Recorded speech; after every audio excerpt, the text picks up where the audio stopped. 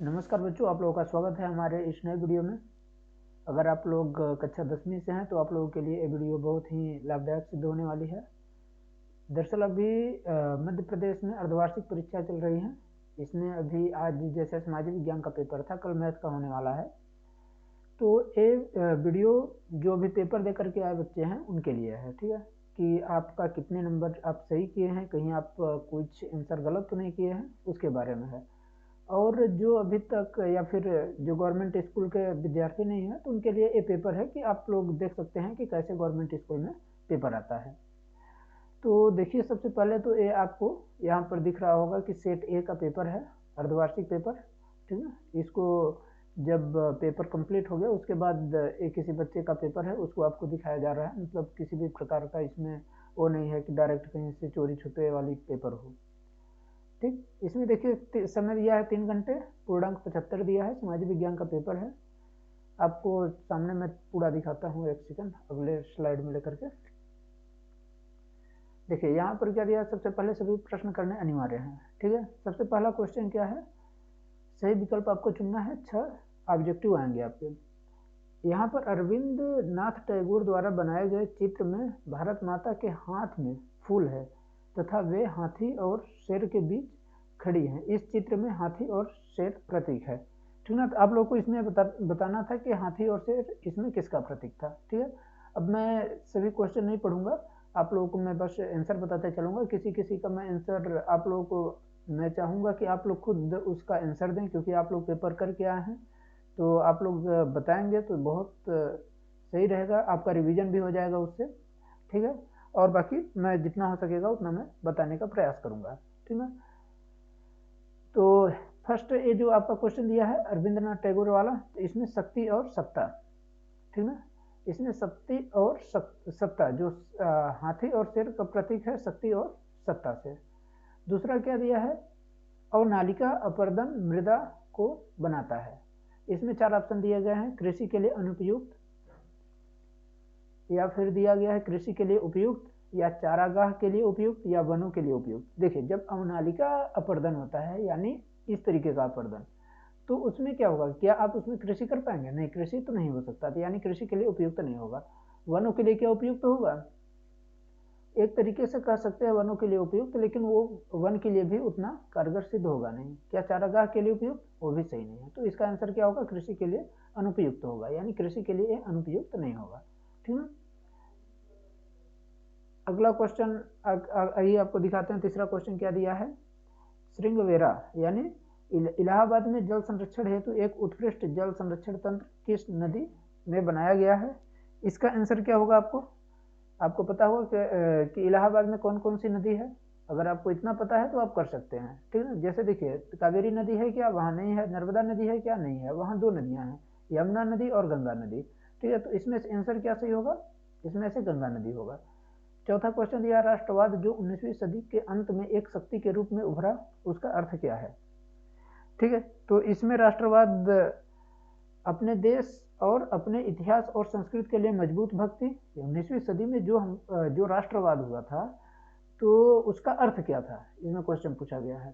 तो अपने देश और उसके इतिहास और संस्कृति के लिए मजबूत शक्ति पहला दिया है। दूसरा क्या है, अन्य राष्ट्रों के लिए प्रशंसा के बिना अपने देश के लिए मजबूत भक्ति, अपने देश के लिए मजबूत प्यार और दूसरों के लिए नफरत। ये तो देखिए भारत का रहा नहीं है कि दूसरों के लिए नफरत रहे, ठीक है। दुनिया के सभी देशों के लिए समान रूप से मजबूत भक्ति। जो राष्ट्रवाद था उसमें क्या था, अपने देश और इतिहास की संस्कृति के लिए मजबूत भक्ति था, ठीक है। तो आप लोग इसको एक बार देख लीजिएगा। अगला क्वेश्चन क्या दिया है, पांचवा, सत्ता की साझेदारी सही है। सत्ता की साझेदारी सही है क्यों? क्योंकि यह विविधता को अपने में समेट लेती है। दूसरा दिया गया है क्या, देश की एकता को कमजोर करती है। तीसरा क्या दिया गया है, फैसले लेने में देरी करती है। चौथा क्या दिया गया है, निर्णय को मजबूत करती है। तो जब सत्ता में साझेदारी होगी तो वहां पर क्या होगा, विविधता, क्योंकि सत्ता, देखिए जब सत्ता एक के हाथ में रहती है तो वहां पर कुछ भी आप जो होता है, तो जो भी गवर्नमेंट रहती है तो वो अपने से ही करती है सब कुछ अपने हिसाब से। लेकिन जब सत्ता में साझेदारी रहेगी तो वहां पर विविधता होगा, ठीक है। और अपने में जो कि एक तरीके से बहुत सही रहता है सत्ता में, साझेदारी होना आवश्यक है। सकल घरेलू उत्पाद का मापन कौन करता है? इसमें क्वेश्चन ने पूछा गया है कि सकल घरेलू उत्पाद में मापन कौन करता है। तो इसमें लिया है केंद्र सरकार जीडीपी का उत्पाद, ठीक है, और राज्य सरकार अ और ब, और इसमें क्या दिया गया है, कोई नहीं। देखिए जीडीपी जो होता है वो केंद्र सरकार उसका सब कुछ करती है, ठीक। तो अब चलिए अगवा मतलब ये आपका 6 नंबर हो गया फर्स्ट क्वेश्चन। सेकंड क्वेश्चन पर लेकर के आपको चलते हैं। सेकंड क्वेश्चन आपको दिया गया है रिक्त स्थानों की पूर्ति करना है, ठीक है। जल संरक्षण से संबंधित खादिन एवं जोहद राज्य, ये आपको बताना है इसमें किस राज्य से संबंधित है। इसमें मैं बता दे रहा हूँ ये राजस्थान से संबंधित है। दूसरा जो है कि 1918 में सूत जो कारखाना मजदूरों के लिए सत्याग्रह चलाया गया था 1918 में, वो कौन सा है। तो आपको पता होगा कि अगर मतलब जहाँ पर कपड़े बनते हैं अगर इतना पता है तो आपको हो जाएगा, यानी गुजरात का एक शहर है। अब आप लोग इसका आंसर बताएंगे, मैं ये अपेक्षा करूंगा आपसे, ठीक ना। और इसमें तीसरा में क्या दिया, मुक्त व्यापार। व्यापार कौन कराता है, डब्ल्यूटीओ, वर्ल्ड ट्रेड ऑर्गेनाइजेशन। तो यहाँ डब्ल्यूटीओ होगा। और असम नागालैंड 21 अनुच्छेद से है, तो आर्टिकल 171 से है। भारत मानव विकास सूचकांक में किस श्रेणी में है, तो मानव विकास सूचकांक जो होता है वो आपको जैसे विकसित होता है, अल्प विकसित होता है, अविकसित होता है। तो आपको बताना है इसमें कि कौन से भारत इसमें किस श्रेणी में आता है, किस सूचकांक में, क्या विकसित हो गया है भारत, या अविकसित है, या अल्प विकसित, ठीक ना। आप लोगों को इसमें से इसका आंसर बताना है। वन्य जीवों के आवास संरक्षण हेतु पहला कानून किसने बनाया था, मतलब पहला कानून कब बना था, इसमें है वन्य जीवों के लिए। तो इसका आंसर होगा वन्य जीवों के लिए 1972 में। निम्नलिखित प्रश्नों का सही उत्तर देना है आपको। यहाँ पर क्या दिया गया है, भारत में पहली कपड़ा मिल क्या 1854 में बंबई में लगाई गई थी। इसका आंसर आपको आप लोगों को बताना है। और दूसरा क्या दिया गया है, संविधान द्वारा 22 भाषाओं को 7वीं अनुसूची में रखा गया है। तो 7वीं अनुसूची में तो ये है नहीं, 7वीं अनुसूची में क्या है, केंद्र और राज्य का, मतलब जैसे समवर्ती सूची है, इसमें राज्य का विषय है और केंद्र का विषय है, तो इसमें ये सब दिया गया है, तो ये असत्य हो जाएगा, ठीक है। जीडीपी का पूरा नाम सकल घरेलू उत्पाद कहलाता है, ये सत्य है। मध्य प्रदेश में स्थानांतरित कृषि खरीफ के नाम से जानी जाती है, तो इसका आंसर गलत होगा, ठीक ना, असत्य ये होगा। और आपका क्या दिया गया है, प्रथम अंतर्राष्ट्रीय पृथ्वी सम्मेलन 1943 में हुआ था, तो ये भी गलत है। और लास्ट दिया गया है डॉक्टर अंबेडकर द्वारा मार्च 1933 में दलित वर्ग एसोसिएशन की स्थापना की गई, इसका आंसर सत्य होगा, ठीक है। आप लोग एक बार देख लीजिएगा इसको। और ये सही जोड़ी है, तो सही जोड़ी मैं आप लोगों को बता दे रहा हूँ बस जल्दी से। पहले का राजस्थान हो जाएगा। दूसरा क्या दिया है, श्रीलंका का प्राचीन सिंहली, ठीक। बेल्जियम जो कहाँ है, ब्रुसेल्स। पहला विमुद्रीकरण कब हुआ था, इसमें अब डेट दिया गया है, तो डेट वाला ही आंसर होगा। और स्टेपलर क्या होता है, स्टेपलर जो है रेशे के हिसाब से उनका छाटना स्टेपलर से किया जाता है। और उद्योग कारखाना जो होता है वो द्वितीय क्षेत्र में है, ठीक है। इसके बाद क्रांति मानव जनित, ये सब आपको आंसर बताना है इसमें एक शब्द में उत्तर। तो क्रांति मानव जनित का जन्मजात अधिकार है जिसका अपहरण नहीं किया जा सकता, यह किसने कहा था, इसको आप लोगों को बताना है। पूर्ण स्वतंत्रता का प्रस्ताव कब पारित हुआ था, इसको बताना है आपको। और मई 1634 में किसने लिखा था कि छोटी चेचक उपनिवेशकारकों के लिए ईश्वर का वरदान है। चौथा है क्या धर्म और राजनीति को अलग नहीं किया जा सकता, उक्त कथन किसका है, गांधी जी का है।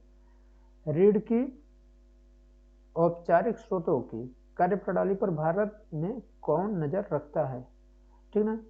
तो इसका जो होता है भारत में जो चाहे किसी भी प्रकार का ऋण हो या कुछ भी हो, तो इसको आरबीआई ही करता है। पेरियार बाग रिजर्व किस राज्य में है, तो आपको पता होगा कि भारत के दक्षिण राज्य का है, यानी उसमें केरल कर्नाटक ये सब आते हैं, तो केरल है, ठीक है। भारत में छठवां क्वेश्चन क्या है, भारत में सबसे अधिक कौन सी मिट्टी पाई जाती है, इसकी कोई दो विशेषता बताना है आपको। इसके बाद भूमि निम्नीकरण की कोई दो विशेषता बताना था।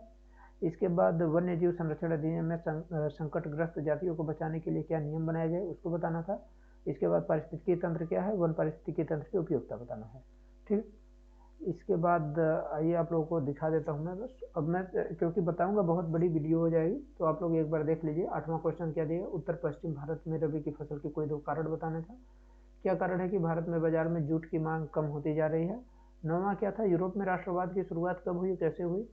10वां क्वेश्चन क्या था, सत्ता का क्षैतिज बंटवारा क्या है, लिखिए। दबाव समूह क्या होता है, ठीक ना। प्रेशर ग्रुप जो होता है क्या होता है, जैसे ये समाज के जो ग्रुप कुछ होते हैं उन्हें प्रेशर ग्रुप कहा जाता है, जो अपनी बात मनवाने के लिए कुछ भी करते हैं, ठीक ना। मतलब कुछ भी का मतलब कभी कभी अच्छे काम भी करवाते हैं, कभी गलत भी हो जाता है, ठीक ना।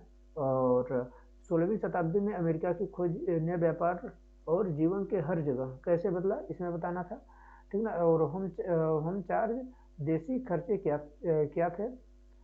12वां सूरत, हुगली और मछलीपट्टनम बंदरगाह का महत्व 17वीं शताब्दी के अंत में क्यों कम हो गया, इसको बताना था। 13वां नंबर क्वेश्चन है, देख लीजिए ऐसे ही 13, 14, 15, 16, 17, 18।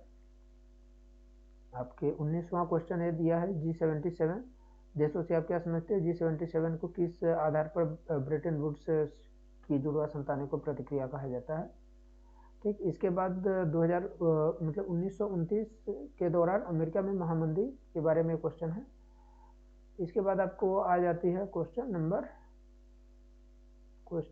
आपको 20 नंबर यहाँ पर देखने को मिलेगा। इधर एक सेकेंड,